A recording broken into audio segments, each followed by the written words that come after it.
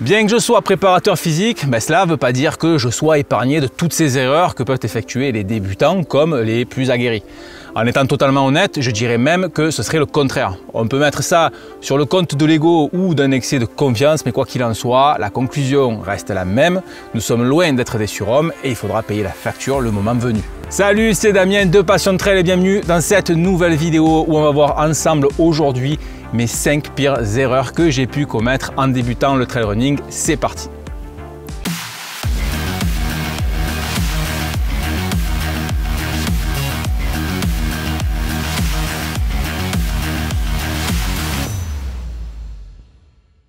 S'il y a bien une erreur où j'ai cumulé les fausses notes au début de la course à pied, en général, c'est au niveau du choix des chaussures. Il y a des années, comme beaucoup, j'accordais une importance capitale à l'amorti et à l'esthétique, évidemment. Je choisissais mes modèles uniquement sur ces deux critères et je me foutais éperdument des autres caractéristiques comme le drop, le dynamisme, etc.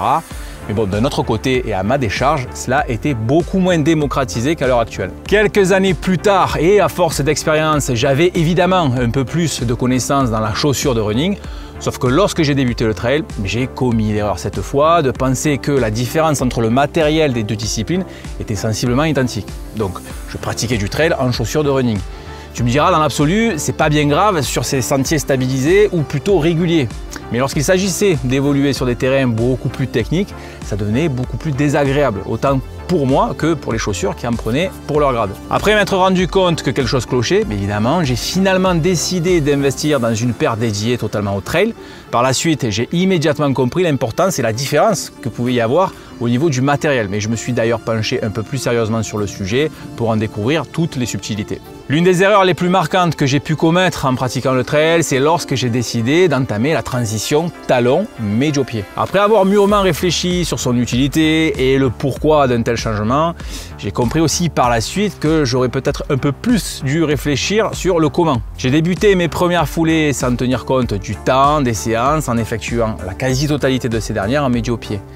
Mon ego étant de la partie comme d'habitude, je me disais que j'avais de bons mollets, prêts à encaisser de petits footings insignifiants. Et bien, résultat, tendinite au tendon d'Achille que j'ai tout de même réussi à soigner assez rapidement. Si jamais tu te posais la question sur la différence qu'il peut y avoir entre attaque talon et médio-pied, je te renvoie à la vidéo que j'ai précédemment faite sur le sujet.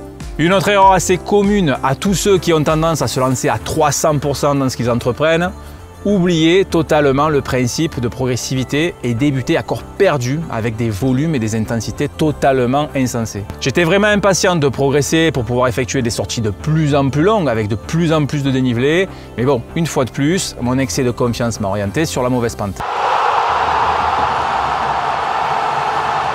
Bref, des volumes d'entraînement bien trop importants qui se sont rapidement résultés par une fatigue chronique, un sommeil perturbé et bien évidemment l'apparition de blessures. D'ailleurs, il faut savoir que la cause principale des blessures dans le running est due à une charge bien trop importante et pas du tout adaptée à l'athlète. Et ça, il faut le retenir. Par chance, ces petits soucis occasionnés ont été légers en ce qui me concerne, mais pour d'autres qui ne prennent pas assez au sérieux ces signaux d'alerte et qui persistent sans changer quoi que ce soit, le prix à payer sera généralement très cher par la suite. Surentraînement chronique qui demandera des mois de rétablissement, et je dis bien des mois, des tendinopathies qui peuvent atteindre le stade le plus grave qui est celui de la rupture, et j'en passe. Donc pense toujours à adapter tes entraînements en fonction de ton niveau actuel, et ça vaut autant pour les débutants que pour les plus aguerris, car en effet, les reprises d'entraînement très mal gérées au niveau de la charge sont aussi un facteur de blessure récurrent. Il y a eu pas mal d'exemples d'ailleurs sur des athlètes élites en période post-confinement. Avant de débuter le trail, je courais déjà sur route et sur des distances relativement courtes, entre 5 et 10 km,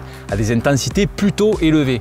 Et le comble, c'était que j'avais horreur du dénivelé car ça modifiait ma foulée et mes allures. J'aimais garder cette constance moi dans l'effort tout en poussant lorsque c'était vraiment nécessaire. Une fois que j'ai commencé à arpenter les sentiers, je me suis de nouveau heurté à un nouveau problème que je n'ai pas vraiment solutionné dans l'immédiat, à savoir la gestion de l'effort, surtout lorsqu'il s'agissait de dénivelé positif. Et oui, comme je le disais précédemment, je détestais modifier mes allures et voulais absolument les conserver, quel que soit le pourcentage de la pente. Le résultat, tu t'en doutes, c'est que je me cramais à vitesse grand V et je rentrais sur les rotules. Avant de me lancer, je dois avouer que je m'intéressais au trail depuis des années, mais je ne m'étais pas vraiment penché en détail sur la pratique du sport. Au début, ça me semblait inconcevable de marcher parce que le trail c'était avant tout pour moi de la course à pied. Mais j'ai rapidement compris qu'il s'agissait d'une erreur et que cela se gérait d'une toute autre manière.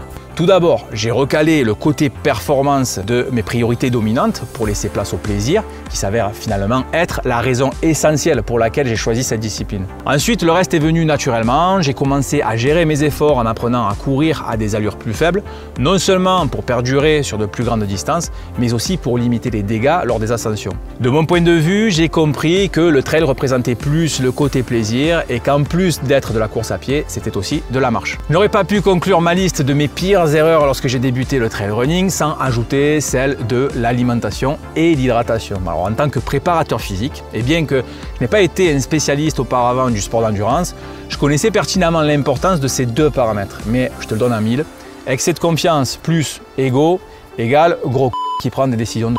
Auparavant, je me souciais que très peu de l'hydratation sur les courtes distances. C'est inutile de te dire que la gestion de l'alimentation pendant la course, quant à elle était totalement inexistante. Cela dit, lorsque j'ai commencé à me lancer sur des sorties de plus en plus longues, de plus de 2 heures, et que je me contentais de prendre juste une barre de céréales ou une compote sans tenir compte vraiment de mes réels besoins énergétiques, j'ai compris rapidement là aussi qu'il allait vite falloir se pencher sur le sujet. Quand tu te trouves confronté à cette situation où tes réserves de glycogène sont au plus bas et que tu goûtes à cette sensation d'un corps qui ne veut plus avancer, eh bien crois-moi, tu vas vite te donner les moyens de remédier au problème par la suite. Donc pour cela, j'ai commencé par calculer approximativement quels étaient mes besoins énergétiques lors d'un effort d'endurance et j'ai appris comment et quand les assimiler, que ce soit par l'alimentation ou par l'hydratation. Évidemment, ça s'est pas fait du jour au lendemain, ça a pris un petit peu de temps, mais les résultats se sont vite fait ressentir. Comme tu as pu le constater, il semble que j'ai validé mon test en faisant toutes les erreurs classiques qu'il est possible de faire lorsqu'on débute en trail. Mon expérience aurait dû me rappeler d'y aller avec précaution, en prenant le temps d'apprendre quelques notions de base. Et pourtant, j'ai foncé tête baissée en laissant mon excès de confiance et mon ego prendre le dessus, en pensant que je connaissais suffisamment mon corps pour pas commettre d'erreurs. Mais bon, si comme moi, tu as commis au moins l'une d'entre elles, alors n'hésite pas à le faire savoir dans les commentaires. Ça sera non seulement utile pour ceux qui regardent la vidéo et souhaitent se lancer, mais on pourra éventuellement en discuter. Et voilà, c'est tout pour cette vidéo. Si tu as une quelconque question, surtout n'hésite pas. Je t'invite à t'abonner à la chaîne YouTube pour être tenu informé des prochains posts si ce n'est pas déjà fait. Tu peux me suivre aussi sur les réseaux sociaux Facebook, Instagram où je poste pas mal de contenu. Quant à nous, on se dit à bientôt pour de prochaines vidéos. Et d'ici là, n'oublie pas, ne reste pas en bas, prends de la hauteur. Salut!